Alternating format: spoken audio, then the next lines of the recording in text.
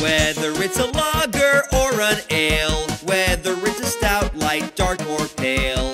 If you can brew it, Chad can review it. It's time for Chad's Beer Reviews. He's not quite an amateur, not quite a connoisseur, but regardless of the brewer, he's got taste in beer for sure. You can tell just by his gut, this guy is a bona fide beer nut. So whether it's a porter or an IPA, whether it's from Europe or the USA, if you can brew it, Chad can review it. It's time for Chad's Beer Reviews. Hey, welcome to another episode of Chad's Beer Reviews.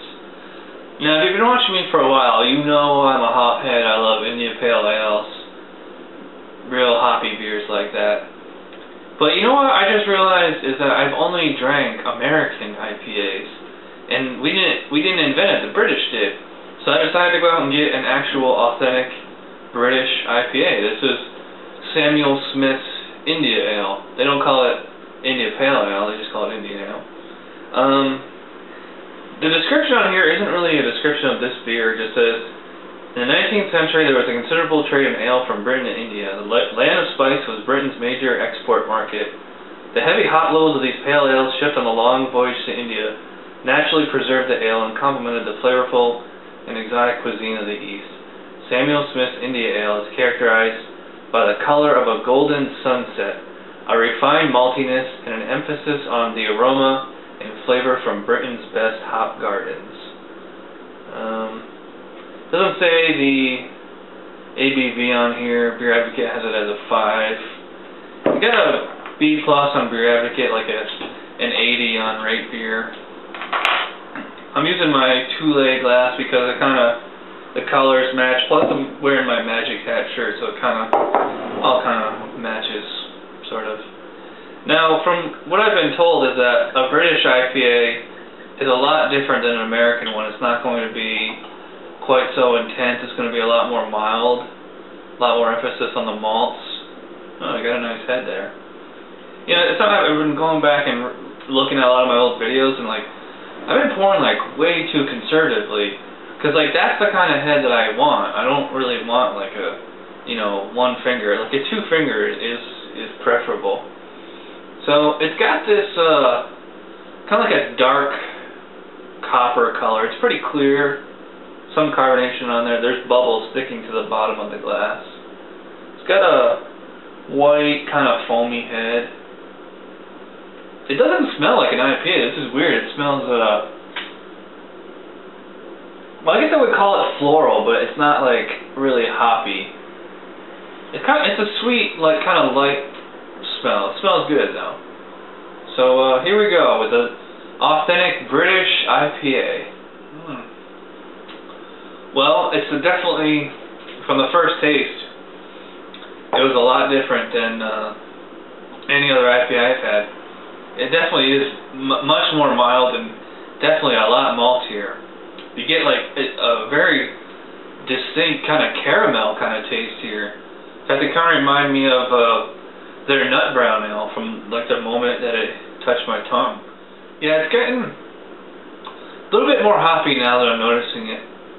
Not nearly as intense as, say, Dogfish Head or any American IPA. There's no hop bite here at all. And I'm not complaining. It's still very, very flavorful. But if somebody gave it to me, in a blind taste test or whatever, I wouldn't think this was an IPA. I would think this is maybe more just like a regular pale ale. A lot of pale ales, they have that kind of caramel taste to them, and they're not quite as strong as IPAs. Very sweet. It's not tart like a American IPA. Very, very sweet and rich. Reminds me a lot of a brown ale too. With you definitely getting that caramel, at least a caramel aftertaste too. I looked it up online. I couldn't really find much about it as far as what kind of hops and malts and all that kind of stuff they use. I'm liking it. It's totally different than any other American IPA I've had. A lot of flavor here. It's not very complex though. It's just kind of a sweet maltiness with a caramel finish.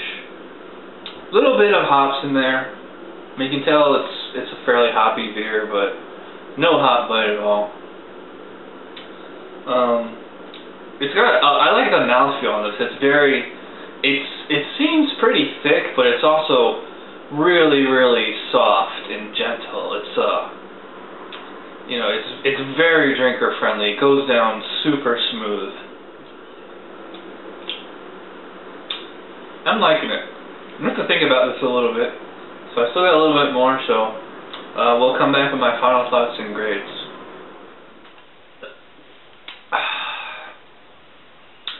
That was a good beer. I definitely liked it a lot. It's just not what I had in mind for an authentic British IPA.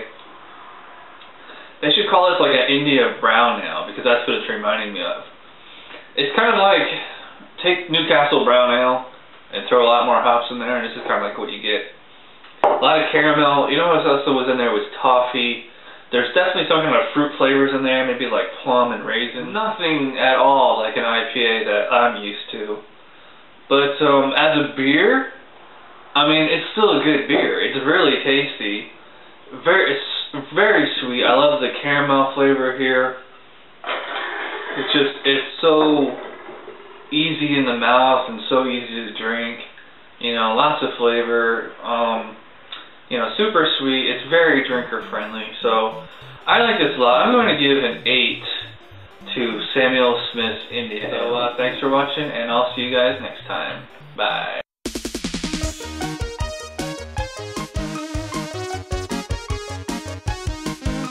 Somebody brewed it, Chad just reviewed it. Thanks for watching Chad's Beer Review. Trust me, the next episode will be a lot better.